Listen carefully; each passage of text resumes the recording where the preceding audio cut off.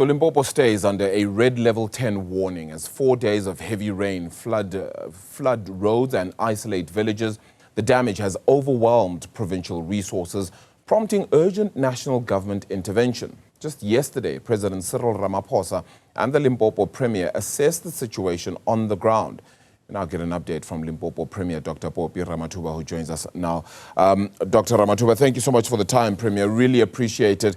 One can't even begin to imagine the devastation that is being felt across the province. I don't know if you're able to share any further updates from what we already know. Yes, good morning and morning to all your viewers out there. Indeed, it's a devastating moment, and the whole what has been happening since Sunday. It has been a very difficult time for people, especially that we would love to visit all the areas that are affected, but unfortunately some of those areas are cut off and there's no accessibility because of the bridges. Children can't go to school. Workers cannot go to work, business is a standstill. So that is why we're saying it's really indeed catastrophic. But what we can update you since last night is that throughout we have not had any major incidents like we had the previous night when early hours of the morning we have seen the Mbaula Village, more than 36 households being swept away, and also losing a life of a 4-year-old. And when we look at the entire village as of yesterday and this morning, we realize that preliminary reports from our assessment, more than 85 houses have been damaged completely. You know, when you reach an area where it's just an open field, but used to have houses, you can see how bad and the situation, or devastating the situation is. And the current update we can give mainly is that our roads are still inaccessible, mainly because of the bridges that have been swept away, that have been flooded. And we still insist and advise that let's not attempt to cross those type of bridges. We have agreed with the Department of Education that schools in those particular area, like the area we visited, more than 550 schools have been closed. We will come up with a catch-up plan after this whole a disaster should have come to pass. But for now, we can say it's indeed a setback for us. Yeah. We had came up with plans to fix our roads as a rural province. Unfortunately, even those roads that we had tried to start fixing, they are in a worse off situation. Yeah. Look, the situation itself is completely dire, Premier. This would really mean that emergency medical services and all of those that would be able to help in situations where there might be stranded people who are perhaps washed away by the water in some way or other, or in need of help. If the bridges are really inaccessible or unaccessible at this point in time, it means they're unable to be there to help in many ways. What do we do in the meantime for any of those who are in need of help? Is there helicopter support? Is there some ways of trying to assist? We do have, the Department of Health has got its own 2 helicopters that we are working with the South African National Defence Force. The Limpopo has their own 2, and the Air Force has got their own, and also with the South African Police Services. The biggest challenge is that there are some areas that they've been also cut off in terms of electricity, in terms of network connectivities. You would understand the disaster of this magnitude will result in that.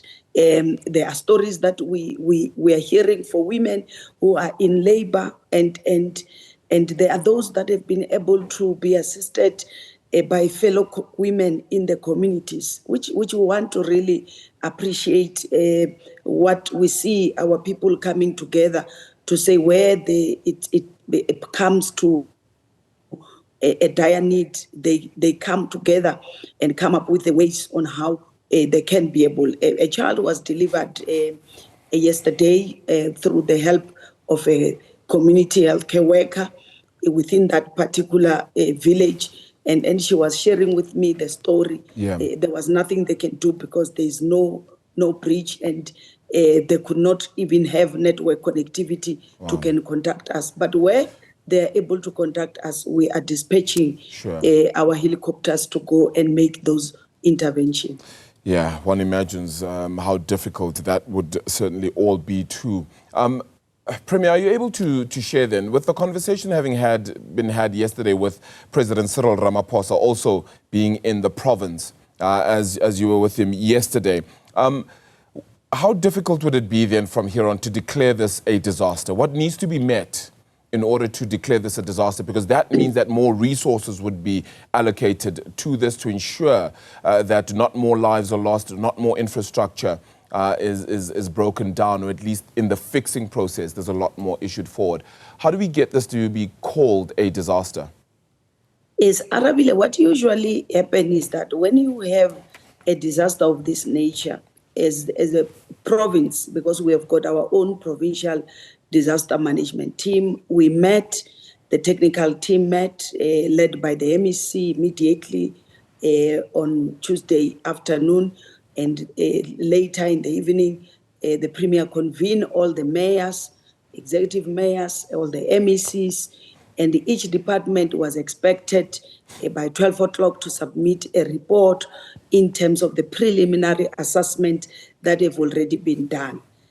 Following that, we submitted to the National Disaster Management Team, and we have already communicated with the minister involved, a Minister of COGTA, and make sure that those reports and the damages, because we can't say it's a final report. It's continuing to rain. You have seen that the warning signs are predicting that we are moving towards level 10, even up until next week. We are not sure what will be happening over the weekend, but the red warning has been flagged, especially in the Ebembe and Mupani districts. But what we are currently having, for instance, that village where all the households, the human settlement have been swept away, we have already done a full report on that. Areas where our schools have been damaged, we've got more than 438 roads, including some of those roads with major bridges. We've already made that report. So the next step is for the national to be able to look into our report, and then they will then declare as a disaster. So those are processes that require to be followed. So, I mean, Premier, please help me understand this. Does that mean we're waiting for the situation to get worse before we can call it a disaster? Look, we don't wait for the situation to be worse. We are just following the regulations, what needs to be happen to declare disaster. But what that doesn't mean the work of assisting, because currently when you are now in the disaster, your first responsibility is to preserve and save the lives. Yes. So that's why in South African National Defence Force, when we wrote to the minister, she immediately intervened, even if the disaster is not declared. We are having our helicopters, which are currently rescuing people who have not yet declared disaster. You have seen the president coming to give support. We are there. The provincial government, our municipalities have already released resources that we have. People are given temporary shelters. We are also providing food parcels. We are working with political organization. For instance, the ruling party in the province has already offered some of the clothes to those who are affected. So everybody is now working. While we are waiting for the formal process to declare the disaster. Secondly, as a province, what we did, if you remember last year, during the state of the opening address, I have indicated that as a province, we have agreed that we need to ring fence an amount that is not less than R1 billion, which it's ring fence for in case we have disasters.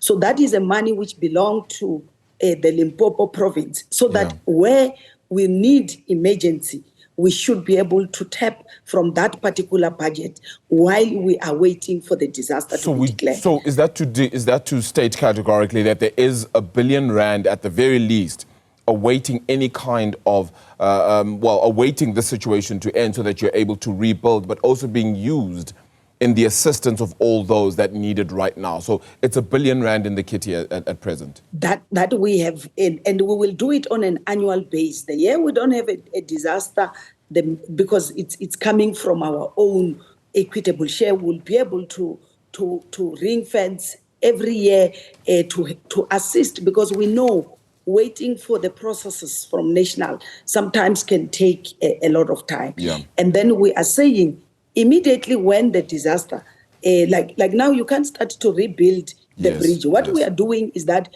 in the areas where it's no longer raining, our public works through the Kherkhere program, they usually go to the area where they can make some temporary bridges, or I won't even call them the bridges, but we have also requested South African National Defence Force so that the defence can assist us with those bridges that we've seen that they are able to assist with. But that is a work which will be done when we start to rebuild Limpopo after this whole disaster. For now, let's focus on saving the lives and also assisting our people to be proactive.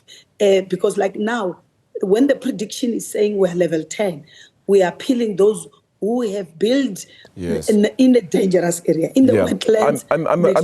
I'm so sorry for interrupting, Premier. It's just that I have run out of time, but I just want to ask you this final question. We've been able to be on the ground and have spoken to a few people who have actually said that government has failed them because all these bridges that were meant to be built haven't been built, that you've taken a whole host of time and haven't gotten anything done. And that's why when these situations then occur, it becomes as dire as it is right now. Has the Limpopo government failed some of its citizens because it's been too slow in getting these bridges and infrastructure built?